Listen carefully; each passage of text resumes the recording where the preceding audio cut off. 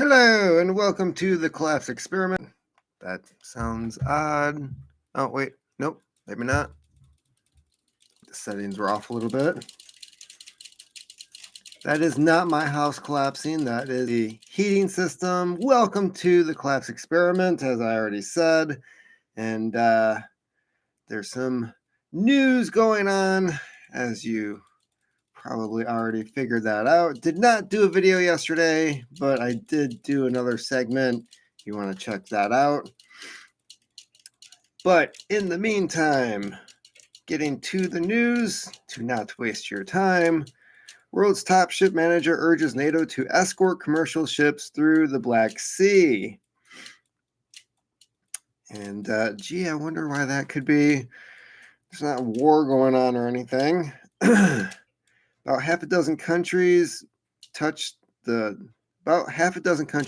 Black Sea. The body of water is a major artery for the movement of commodities between Europe and the rest of the world. However, the conflict in Ukraine has made the body of water dangerous and uninsurable. More than 2 months into the Russian invasion of Ukraine, which has sparked a global food crisis because of the conflict choking agricultural exports from Ukraine and surrounding countries, which account for a quarter of the international wheat trade, about a fifth of corn, and 12% of all calories traded globally. The world's largest ship manager urges NATO countries to provide naval escorts for commercial vessels in the Black Sea. Your tax dollars at work. Oh, let's see here. Western Military Alliance should ensure safe passage for commercial vessels in the dangerous body of water. Why don't you hire some mercenaries? They do that over by Somalia.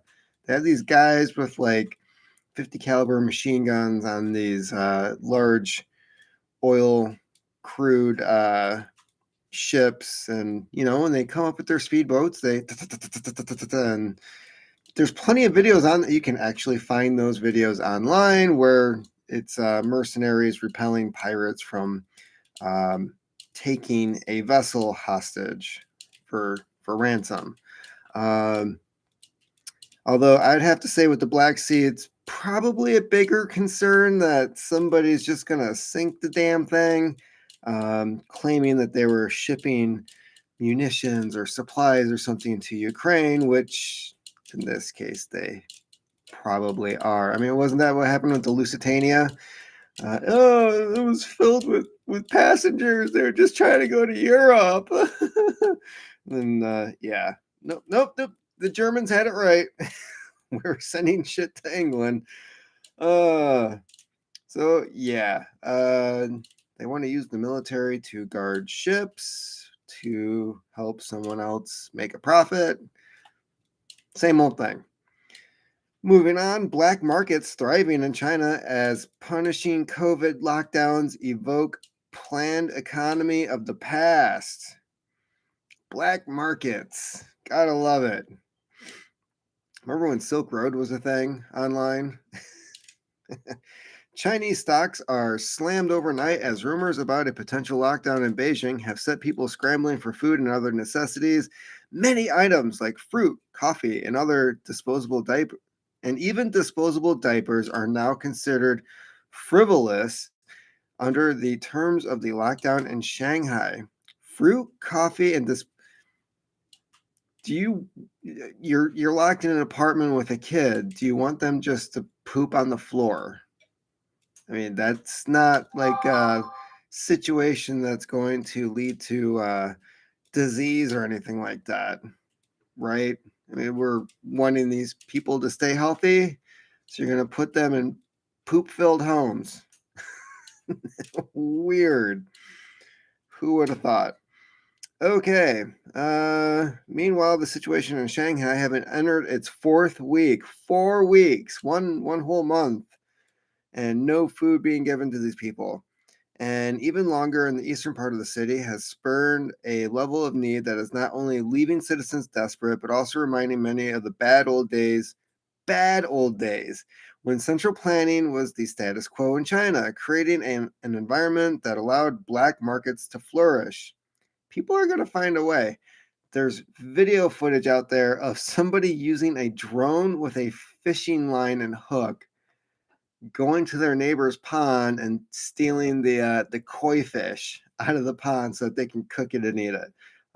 They're getting pretty resourceful, but I don't know if I would want to trust fishing with a drone. I mean, if that fish is too big, you lose the drone and then you're really not eating. Indeed, as the New York Times reports, black markets are flourishing once again in the lockdown area, but this time around businesses that are main participants as they scramble to find ways to meet their customers' needs while complying with impossibly strict CCP measures.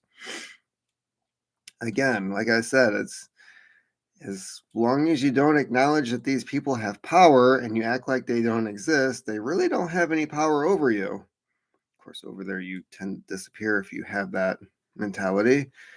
As a result, the cost of purchasing certain essential items, including day passes to travel on Shanghai's mostly deserted streets, are costing businesses the equivalent of $2,000 per day, costs that are being passed down to consumers. Yeah. So this is coming to Beijing, by the way. They're going to be doing this shit in Beijing. And it's just a theory, but I'm putting it out there. I don't think this is COVID. Uh, if you operate, or if you're trying to think of this in a situation where they're still dealing with COVID, it does not make any sense whatsoever. So I don't. Nothing else makes any sense. Like they can say, "Oh, they're trying to impose control over their people, and they're training them for the future war that's coming," and it's like, I don't know. And one example was how the Ukrainian government lied to the citizens, saying that war wasn't coming because they didn't want the people to flee the country. They wanted to keep them there and force them to fight against Russia. Um, as Canadian Prepper put it, good management doesn't always make for a great moral practice. He said something like that. I don't know. Maybe I phrased it better. Maybe I didn't phrase it as well. But anyways, the point is your government will lie to you. And I don't trust anything coming out of China, and they're not acting like this is COVID related. They're acting like this is something else entirely. Moving on. Europe buys Abu Dhabi crude to replace Russian barrels. That's not going to work. Just putting that out there. Abu Dhabi crude is preparing to make its way to Europe for the first time in 2 years as the European Union seeks replacements for Russian oil. Hooters reported. In May 2020, a shipment of Abu Dhabi crude was loaded for Italy, and there have been so I'm reading this correctly. And there have been so shipments since. I have a feeling so is supposed to be something else. According to Arab News, citing Refinitiv Ekion data. According to Reuters, citing shipping reports, France Total Energies has provisionally chartered a tanker. A load of Abu Dhabi crude is in early May bound for Europe. A total of 1 million barrels of Murban crude, one of 3 Abu Dhabi grades, will be loaded, provisionally bound for Britain in the first week of May. I'm just going to put this out there as well. I would not be surprised if these shipments, if a few of them didn't make it. This will divert some Abu Dhabi crude from Asia, but India has already been refraining from higher priced Saudi and UAE crude, taking advantage of the highly discounted Russian crude. So things are starting to balance out a little bit. While Russia is offering oil at a discount to China and India, that means they're also not tapping into the rest of the market. Maybe that'll help balance things out. I don't know. I think if this embargo with the EU goes forward, which, hey, Macron won, plan is still set as far as I can tell. Oil is going to skyrocket in the next week or two. Let's see here. Moving on. Not news, but was all I needed. But we all need a laugh. Yeah. So I did post this. I should, yeah. Let's look into this. I'm just gonna read some of the snippets from this beautiful article. We're taking a break here. We're enjoying the moment. We have to take what is given to us sometimes, even when it's inconvenient. But at this point, reading the news and having it just be a bunch of uh, depressing, oh my God, what is happening now type crap. Something like this. Let's just get to it. You need to get tested for HIV, Hallie. Hunter's urgent plea to his brother Beau's widow toward end of their torrid affair. Let's not forget Hunter Biden screwed the widow of his dead brother, Beau Biden, while he was also impregnating a stripper. And I do believe there's also the hookers that were going on around that time. But here's some of the juicy details from this article. Hunter Biden demands that his dead brother's widow give him the test results the same day regarding the HIV test. He accused Haley Biden of driving a wedge between him and his niece, also known as foot job Natalie Biden. Oh, God. Hunter also carried on an affair with Haley's sister, Elizabeth Secondary. Holy shit. God. Oh, my God. I did not know about that one. That is new to me. I knew that he was. Let's see here. So Hunter was married. He's banging his brother's widow while having sex with the stripper. Now he's having sex with Haley's sister, Elizabeth. This dude's dick gets passed around more than the fucking gravy at Thanksgiving. In emails to Haley Biden, Hunter complains about her drug use. Mr. I smoke Parmesan, complaining about her drug use. Like maybe she was making him look like an amateur. I don't know. Maybe she wasn't using enough and it made him feel guilty. I don't know. I don't know what this is referring to, but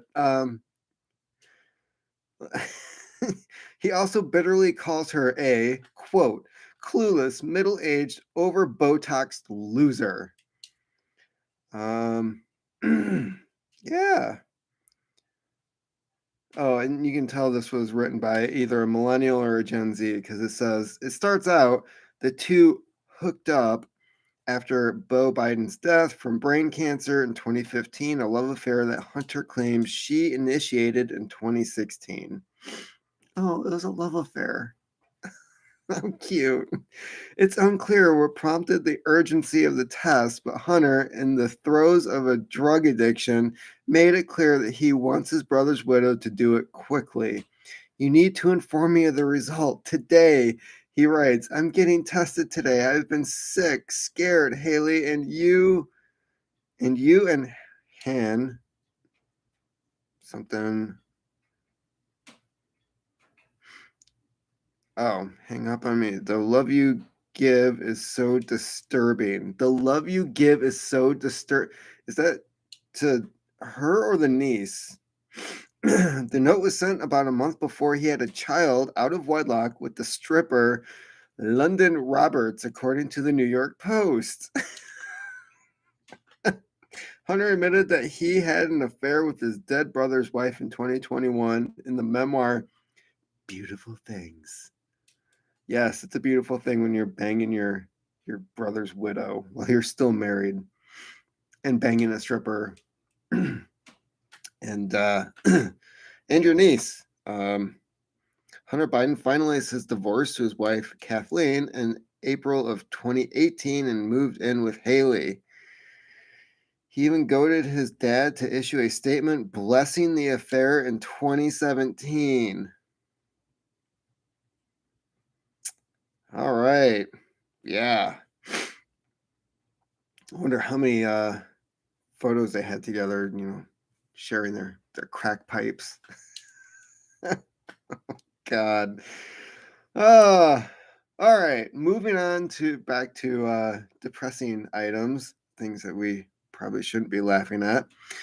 Poland confirms Russia to halt all gas delivery Wednesday if payment not settled in rubles. This is tied into a couple of other articles that I know I also have posted on thecollapseexperiment.com. You can check out all the info that I'm reading on that website. So I know that this is there's an update today, but as of I believe this was the 27th. Okay, so it must have been earlier this morning. Oh wait, no, it was updated today. The International Energy Agency issued a statement of solidarity with Poland as Russia is poised to suspend all natural gas supplies to the country over Warsaw's refusal to settle payments in rubles, as President Putin previously demanded of unfriendly countries taking anti-Kremlin action amid the Ukraine conflict. Gazprom, the company that just had one of their head executives suicide did. Assuming it wasn't a consensual thing with himself. Just putting that out there. Gazprom's move to completely shut off gas supplies to Poland is yet another sign of Russia's politicization of existing agreements and will only accelerate Europe's efforts to move away from Russian energy supplies. So I'm going to try to find the update. Hopefully I'm not. Let's see here. Yeah. Right here. 4 European gas buyers fold to Russia's demands, pay for gas in rubles. It appears that Putin's gambit is working. No shit. One day after Russia halted nat gas supplies to Poland and Bulgaria due to non-payment in rubles. Oh, gas was halted. Yeah, they tend to do that if you don't pay your bill. I know that from watching the neighbors freak out when the guy comes and puts the lock on the thing. Confirming that the country is willing to go ahead with its bluff and shut down supplies to unfriendly nations, sending European nat gas prices soaring. Bloomberg reports citing a person close to Russian gas giant Gazprom that already Europe's fake united front is cracking as 4 European gas buyers have already paid for supplies in rubles as Russia demanded, even as further cutoffs and others refuse to Kremlin's requirement aren't likely until the second half of May when the next payments are due. Gotta pay your gas bill. German Uniper company says payment scheme for Russian gas in rubles does not contradict the sanctions and it is possible to pay in rubles. Germany is not a big fan of this whole conflict. Wouldn't it be amazing if Germany and Russia I don't know, if Germany decided that the whole EU thing wasn't working out for them and they decided to I don't want to put any ideas out there. Austria and the Austrian OMV has accepted the terms of payment for Russian gas in rubles. Austrian Chancellor. Pro-Russian EU member Hungary, meanwhile, has struck a deal to pay into a euro-denominated account with Gazprom Bank, which in turn will deposit the amount in rubles to Gazprom Export. So even Hungary is working out ways of paying for gas. And let's see here. Moving on, this is going into the food supply issues. Farm crisis hits Dakotas as floods delay planting, may trigger U.S. food shortage. This is the thing that might do it. Who cares about all the processing centers and packaging plants and uh, yeah, refine yeah, all the places that have been exploding or having planes flying into them. That's not going to trigger it. This is going to trigger it. The the Dakotas. Um, I thought they were just big on fracking. I thought it was like Nebraska and Oklahoma. Like, I thought that was like the big no. Flooding in the Dakotas. In the last several weeks, farmers in the northern plains have been battered by blizzards, winter storms, high winds, and extreme flooding. No shit. It's only April. I don't. Do they not understand how this weather thing works? These weather phenomenon had delayed farmers from planting in high-producing crop regions. Every week, plantings are delayed, the harvest yield shrinks, and that comes at a precarious time as the global food supply chain is fracturing. They shouldn't be planting right now anyway. If you go and if you have a pack of seeds in your home, there's going to be a little map on the back for most of them, and it'll show like your region, and it'll say like when to sow indoor, like when to plant outside, if you can plant it in the ground, like when you should do that. It's not now. So I don't know where this article is getting this information. Private weather forecaster and ag specialist warned about delayed plantings across the northern plains to Midwest to Ohio Valley. Some farmers might not be able to plant until at least May, as widespread above range moisture and widespread well below average temperatures inhibit farmers from working their fields. I call BS on this. We have snow today here in Michigan. We don't plant until late May. This is normal. They're trying to make news out of normal. So this was an odd one. And let's see here. I'm going to save that one for last. Man, there's a lot of. I'm going to work my way back down to that one. Can Africa offer an alternative to Russian gas? No. Shall we just move on, or should I read this and figure out why that is? Europe is turning to Africa to help with weaning them off their dependence on Russian natural gas supply as the war in Ukraine continues to escalate. It's a move supported by the head of the African Development Bank, who said in March Europe is looking for alternative sources of gas supply. This can be in Africa. Now, Italy is conducting a diplomatic campaign to discuss the possible diversification of its energy imports, having carried out its visits to Algeria and Egypt before Easter, followed by Congo and Angola this month. I just don't think they have the stability to be able to offer that. If this goes through, you're going to have more European, I don't know, should I use the word colonization in these places where they're going to secure the region because now it's their natural, it's going to end up being their natural resource and not the property of the country. The continent's largest natural gas exporters are by far Algeria and Nigeria, each with between, it goes into a bunch of numbers. The other major players in the region are Egypt, Libya, yeah, where they now have open market human slave trade going on. Thanks, Hillary.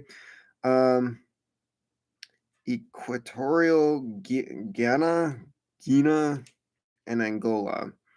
While countries in sub-Saharan Africa have gas reserves, they have not had the interest from abroad and investment needed for the industry to open up access to Europe. Kind of goes into what I just said. Yeah, so Anyways, it goes into some of the countries that are already established there and trade routes that could possibly work. Um, I just don't see this being a viable alternative to Russia. UK backs right of Ukraine to attack Russian territory. Kremlin warns London of proportional response. I- Is it just me, or have they already been attacking Russian territory? We've seen several fires and explosions breaking out in Russia. The UK's armed force minister said in a Tuesday radio interview that it's completely legitimate for Ukraine to strike Russian territory. We have to say this stuff now? Like, hey, you're attacking us, but the rules state we can't attack you. That's not how this works. After allegations out of the Kremlin earlier this month that the Ukrainians have on a couple of occasions done just that in cross-border incidents. Yeah, stay the F out of our country and we'll stay out of yours. That's kind of how this works. The defense chief remarks that in war, Ukraine needs to strike into its opponent's depths to attack its logistics lines, its fuel supplies, its ammunition depots. That's part of it. Yeah, no kidding. If they want to win the war, that's what they would do. It is completely legitimate for Ukraine to be targeting in Russia's depths in order to disrupt the logistics that, if they weren't disrupted, would directly contribute to death and carnage on Ukraine soil.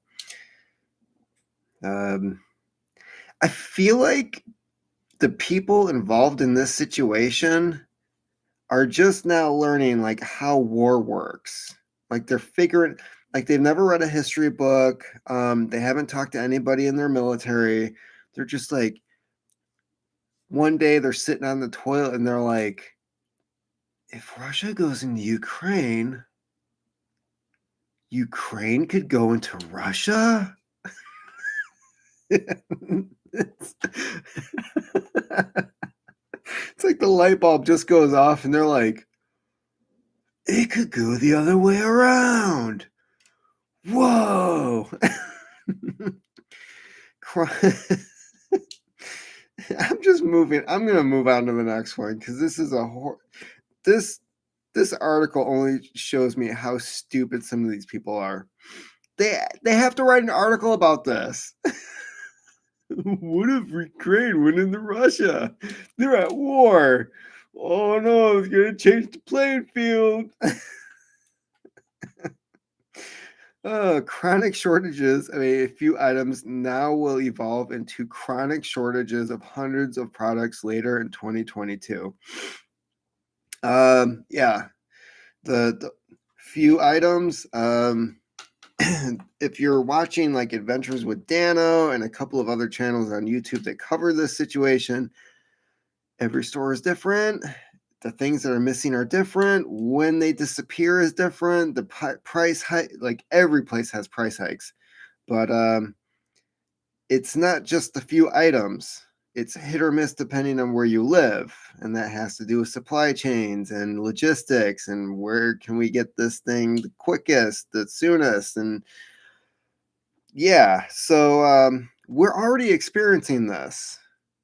Hopefully, they're not going to say that it's going to be worse than it is now, which, let's face it, it will be. This is from the mostimportantnews.com. That's kind of a catchy website name, the mostimportantnews.com. We have what we have witnessed so far is just the beginning of the story. The global response to the COVID pandemic during 2020 and 2021 created the most epic millennial / Gen Z person here. It's epic. Supply chain crisis in modern times and now black swan events. Oh, he read a book. Congratulations, Michael Snyder. Such as the war in Ukraine and the bird flu pandemic are making that supply chain crisis even worse. Unfortunately, more global difficulties are coming. There will be war. There will be more pestilence. There will be more natural disasters. And Even the United Nations is admitting that we are heading into the worst global food crisis since World War II. So, if you think the global supply chain problems are severe now, just wait until you see what's coming next. And come on. Of course, I had to skip over 2 ads to get to. If you go into the most major retailers today, you will notice that stock levels are lower than usual and there are some empty shelves. But most items are still available most of the time, and that is good news. Of course, there are certain product categories that have been experiencing chronic shortages for an extended period of time. For example, supplies of canned pet food have been extremely tight for months on end. The next time you go to the pet store, don't be surprised to see some empty shelves. Many pet stores are facing a shortage on canned pet food. Right now, there just isn't enough cheap sources of chicken, turkey due to the bird flu pandemic. There is an ongoing shortage of aluminum, and there is a shortage of factory workers. So the canned pet food shortage is not likely to be fixed anytime soon. Another shortage that is going to affect much of the country as we head into summer months is the growing chlorine shortage. I was not even aware of this shortage. I was. Last summer, nobody could get chlorine. There was like this campground that was trying to get it for their pool that they have there. And yeah, it was a whole big online debacle. I was not even aware of the shortage until a reader alerted me. Apparently, the shortage was originally caused by the destruction of a manufacturing facility in Louisiana by Hurricane Laura. While the pandemic takes its share of the blame, the even larger reason for the current chlorine shortage is a major chlorine manufacturing. I love how they just restate and then they quote the thing that they just stated. I feel like this is just lazy journalism. Moving on. Looks like they have a pretty good list here. Meanwhile, the nationwide baby formula shortage is just continues to get even worse. Many parents are having to work around a national baby formula shortage. Meanwhile, you have idiots and assholes online posting articles and advertising saying that breastfeeding is not best for the baby. It only got our world population to 7.8 billion and kept people alive for hundreds of thousands, if not a couple million years. So, yeah, I trust these people to know what's best. You will eat the bugs. One reporter, let's see here. Visit a local store. She discovered bare shelves where baby formula should be. What a nightmare. But at least we can be glad that things are not as bad as they are in Europe. 3 bottle limits of cooking oil, sunflower oil. Sadly, he is quite. Let's see here. Inflation, supply chain problems, and shortages of energy, food, raw materials, and labor are already issues that the war has now accelerated. When U.S. Senator Roger Marshall, not sure who he is or where he's from, and senator means I don't care, was recently asked about this, he openly admitted that a worldwide famine is definitely going to happen.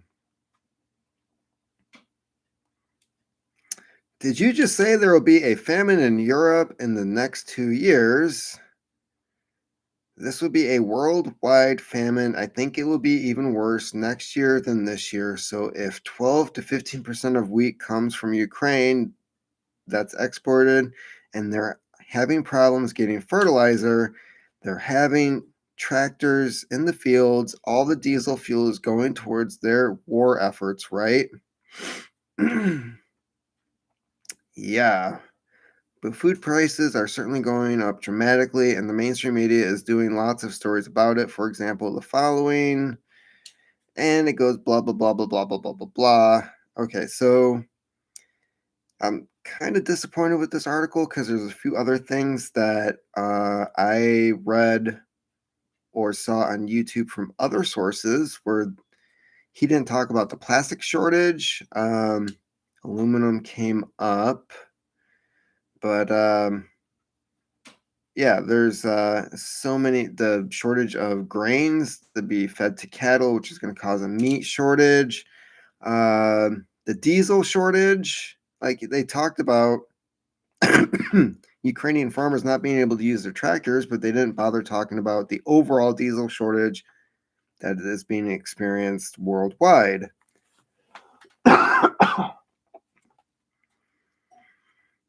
So that doesn't, yeah, I'm wishing that they would have done some more research on this article. Otherwise, he kind of has the idea. Irate China tracks U.S. destroyer through Taiwan Strait in fourth transit this year. Yeah, F you, China. China has vented its anger after the United States sailed another warship through the Strait of Taiwan on Tuesday, according to U.S. of seeking to undermine regional peace and security. No. See, here's the thing.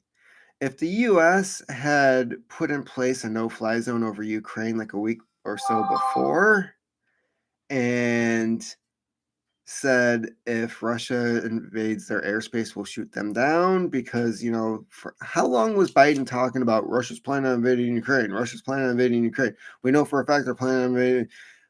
They knew this was going to happen, and yet they didn't install a no-fly zone to discourage Russia from invading Ukraine. Instead, they just let it happen. As for Taiwan, the fact that we're moving warships through the strait and we're trying to discourage China from actually moving any closer to Taiwan is probably a better strategy than the stupid shit that we let happen in Ukraine. This might actually be trying to discourage China. They might also want to try doing a no-fly zone, you know, maybe, perhaps. But hey, at least they're doing this, right? A statement from the PLA Eastern Command slammed the provocative naval activities, accusing the U.S. yet again of sending wrong signals to Taiwan independence forces.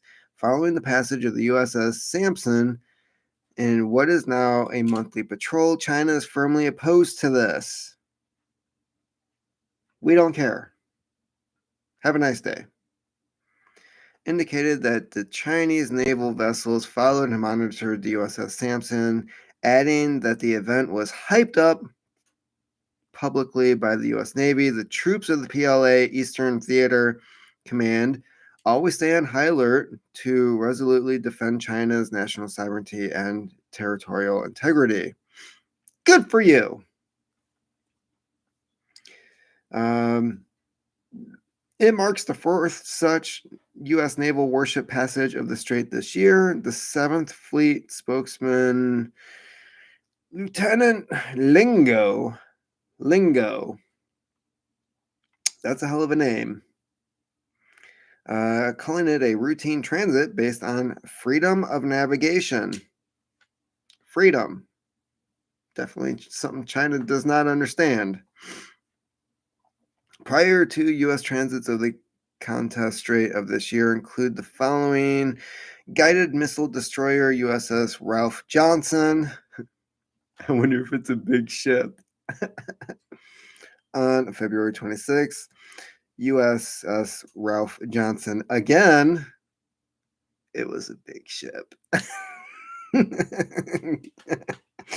And the USS Dewey. That, you can't have two Johnsons and then get to a Dewey. That's just disappointing. U.S. naval ships routinely use the Taiwan Strait to transit between the two and have done so for many years. So this is a non-event. It's just China's like, we don't like it. And the last article, the one that prompted the picture that I posted, and considering YouTube does not do a very good job of they don't do a good job of cutting or fitting an image, and it cut off the whole Moldova sucks at the bottom. It's supposed to be from the movie Red. Awesome movie, by the way. If you love Bruce Willis, John Malkovich, a bunch of other great actors that are in this film. The very end, there's the scene where they go back to work. They come out of retirement. It's our heroes doing a job well done, and Moldova sucks. So, getting to Moldova and why they suck, multiple attacks in Moldova's breakaway region of Transnistria, Transnistria, as fears of Russian takeover grow. So again, the war, it looks like it's going to start spreading. And before I continue, over a pipe, Dewey was a slightly off-center, smaller ship. Might have been a micro ship. I don't know. Something that's just kind of like it goes sailing by and it's like, don't look at me. So this comes from Dave DeCamp at antiwar.com. I wonder if there's any situation where that website is just like, in this case, this war is justified. Doubtful. Over the past few days, multiple attacks and explosions have been reported in the breakaway Transnistria region of Moldova that borders Ukraine. Transnistria has been a de facto independent state since 1992 and hosts about 1,500 Russian troops as a peacekeeping mission. Well, I mean, they've been there since 92, and we haven't heard about it until now, so seems like they might actually be doing their job. On Monday, several explosions that were said to be caused by rocket-propelled grenades reportedly hit Transnistria's Ministry of State Security in the capital, Tiraspol.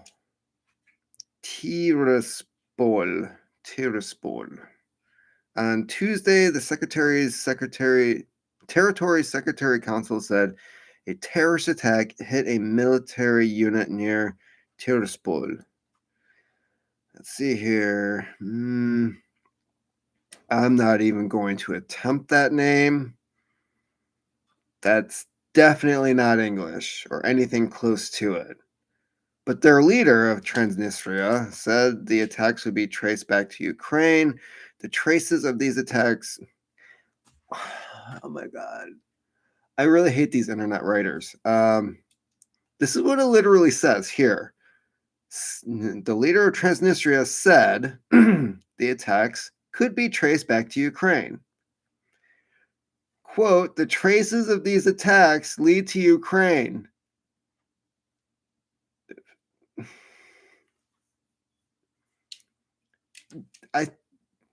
I'm thinking these people get paid by the word or something. To Russia's TASS news agency. I assume that those who organize this attack have the purpose of dragging Transnistria into the conflict.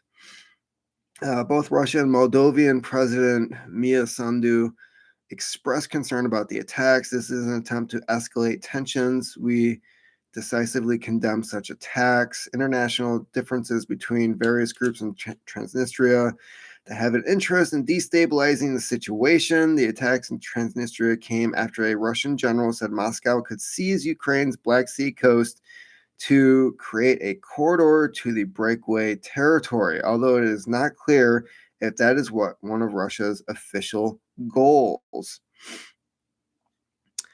Over a pipe, did you ever read up on drug saver countries? In fact, Pfizer had to go overseas for a specific drug that they were getting unfavorable results in the US. I don't recall the article name right now.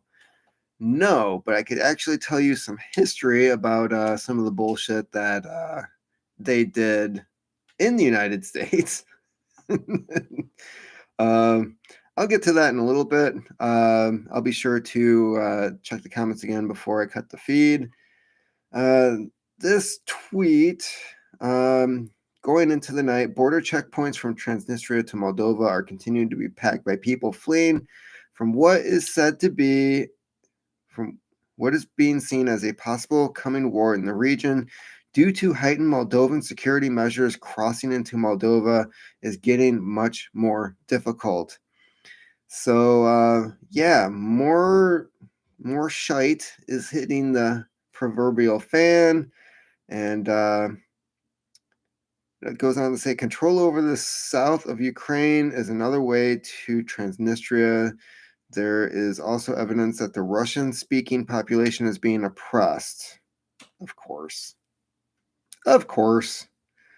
Well, nobody's being oppressed on Twitter anymore. Am I right? Nobody's going to be invading the U.S. anytime soon. Thanks, Elon. Okay, so that was the last article I had for today. Moldova sucks. John Malkovich is right. But yeah, so moving on to other subjects briefly before ending this. It wasn't Pfizer, because Pfizer wasn't a US based company, from my understanding. I think they're based in Europe. The short history is that Upjohn's was based in the United States, specifically Michigan, a huge pharmaceutical company back in the day. They merged with Pharmacia because Pfizer was trying to do a corporate takeover. They were buying up a bunch of Upjohn stock, and it looked like they were trying to reach that 51% margin to become the majority shareholder. So Upjohn's, in an effort to make sure Pfizer couldn't get the company, merged with Pharmacia. That worked for a few years. And Pfizer just came in and outright bought Pharmacia and Upjohn. But back in the day, when Upjohn was first starting, close to a century ago, a lot of the, well, let's see here. You had Traverse City, Kalamazoo. Those two for sure I know of. But there's a couple of other, I believe the other one was in Detroit. There were 3 cities in Michigan that had state-run psychological mental illness type centers. And when you were placed in one of these facilities, you didn't have civil rights, let's say. You cannot make your own decisions, and other people can make decisions for you. So these ended up being testing facilities for drugs that Upjohn's was looking to put on the market. So they would go to these places. You would have volunteers who were exposed to these drugs. Granted, this kind of still goes on today. You have drugs that they want to test out. You can volunteer for it. You get paid. You go to these centers. You have to stay there 24/7, go to the rooftop so many hours a day to be exposed to the sun, yada, yada, yada. I actually know of some people who did this, and it tends to be a lot of homeless people who have assigned housing, who are looking for some extra cash, people who are not really capable of making good decisions for themselves. But in this case, it's the opposite situation. Instead of going to the psych ward to find people to test your drugs on, you have people who should be in the psych ward coming to you. But I don't know. I still haven't had a chance to look up any of these articles about Pfizer going to other countries to do drug testing because they can't fudge the numbers to be favorable in this country. I would not be surprised at all. I don't know how that would be acceptable or regulated by the FDA, but when the FDA is run by former members of Pfizer and Moderna and all these other companies, you're going to have people going, "Hey, Bob, remember when you worked for us? Yeah. Hey, yeah. Oh, that sweet retirement package we gave you? Yeah. Could you do us a solid?" Oh, what do you think we'll get back on? Who do you think will get back on Twitter that is previously banned, if any? So far, Marjorie Taylor Greene is back on. Tucker Carlson is back on. I have to believe Trump already said he's not going to go back if his account is reinstated. They're trying to say that his truth, I forget the name of his app, True Social. Um, they're trying to say that his app is not going that well.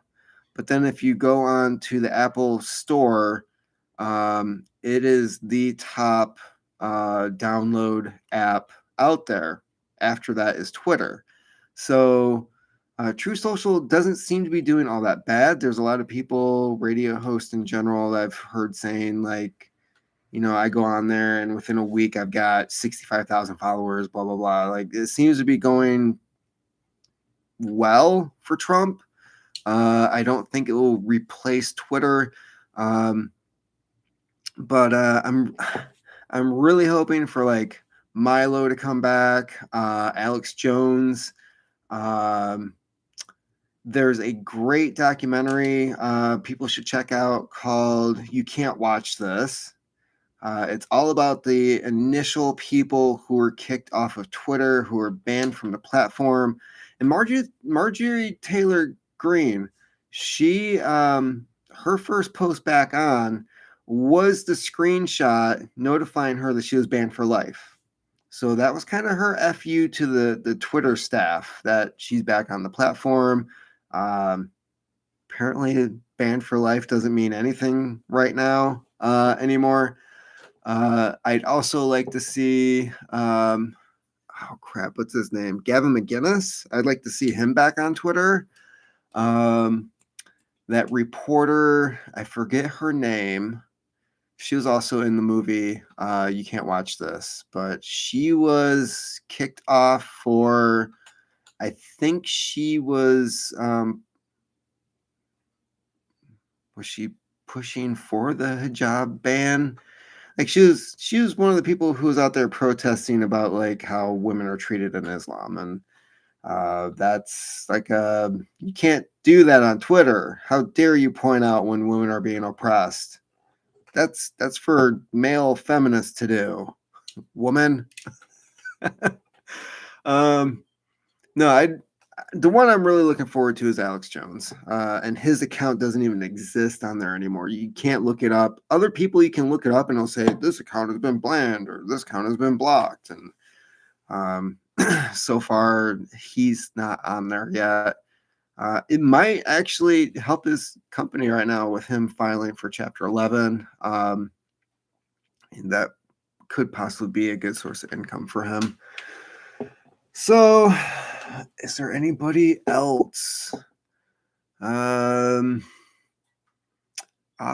I can't think of any, but those are the ones I'd like to see. I'd like to get my old account back. So Twitter is really stupid in a way where they think that banning your account means you can't get back on Twitter. But I still have my old account where if I go into it, it'll say, you can have your account back if you just delete this tweet. And I'm like, no, because for one, it means the tweet is still up, the one that they have a problem with, where I called Joe Biden a cracker. I'm white. I'm a white guy, okay? I can make fun of other white guys. We make fun of each other all the time. And if I want to call the President of the United States a cracker, I have that right. So yeah. They allow all kinds of other creepy and weird stuff on there. I've gotten quite a few insults from different people. Um, just recently, I think it was Jack Prosobic was called a motherfucker by oh, what's his name? It's the it's the dude that deleted his account and then like a few hours later brought it back up so that he could post a bunch of articles on Elon Musk. And what the hell is his name? Oh, Sean King. Yeah, the white guy. Yeah, so apparently it's okay to call Jack Prosobic, who's a white guy, a motherfucker, but I can't call the president of the United States a cracker. I should have gone with honky because it sounds cute. I mean, maybe that's my mistake, but I'm not taking it down. So fuck Twitter. Um, yeah, but if you didn't vote for Biden, uh, then as in past tense, like I didn't vote for him, or it's leading to something else, which I'm guessing is what the dot dot dot means. Um, yeah, if you didn't vote for Biden, yeah, it shouldn't matter who you voted for. Like, what if you voted third party? Does the other two parties get to just delete your account? It doesn't make any sense to me. So, um, anyways, I might actually have to go and let's see here. Last note. Oh yeah, but if you didn't vote for Biden, then you aren't. Yeah. Um. Anyways, on a last note, I do have a new story out. Not a new book, but Kindle is doing a new program called Kindle Vella. It is through the Kindle app, through Amazon. Man, that's a lot of throughs. Amazon, yeah, Vella via Kindle via Amazon. Where it is serialized stories. You can write a novel, chapter by chapter, post them, and then you can use tokens to unlock the next chapter if you want to continue reading the story. It encourages the writer to possibly write like a cliffhanger style book. If you like something like Lee Child, I'm guessing because his chapters tend to make you go, and then, and then, and then. Um, so there's the good possibility that you're going to find stories like that on there. I currently have a historical fiction slash paranormal story on there, which is based on the life of Anthony Bourdain. I'm kind of doing like if you're familiar with the Musashi movies, which those movies are based on a serialized story that was in Japanese newspapers for several years. If you actually find the book is like 1,200 pages. It's massive. Uh, Obviously, back then when you're telling a story, you didn't want to end the story because you didn't get paid, and you got paid by the word, which meant that you wanted to be very wordy in how you told your story, and you also wanted readers to come back so the newspaper didn't cut your story out. So it's a very talent based form of writing, and I've got 4 episodes up as of right now. The fourth one just went on this morning. And the first 3 episodes you can read for free. That is how Vela works to see if it is a story that you're interested in following. Currently, if you go on there as a new reader, you can get free tokens so that if you find something you enjoy, you can continue reading and then decide later if you want to buy tokens. Tokens really don't cost that much. You get more tokens for the more money that you spend, but that also means the less money reader or writers get paid when you use those tokens. It's weird. It's a weird system. I'm trying it out. I want to see how it works. I want to have a schedule that encourages me to continue writing, and I felt like this was a good platform for releasing this story. So That's about it. I have to meet the wife soon and in town and get some things done today. By the time I'm done with all that, I will likely be picking up the kiddo, and that will be the rest of my day. So, anyways, I hope everyone is doing well. I don't see any more questions posted on here, and yeah, we'll see how the whole Twitter thing goes. Apparently, the head lawyer for Twitter,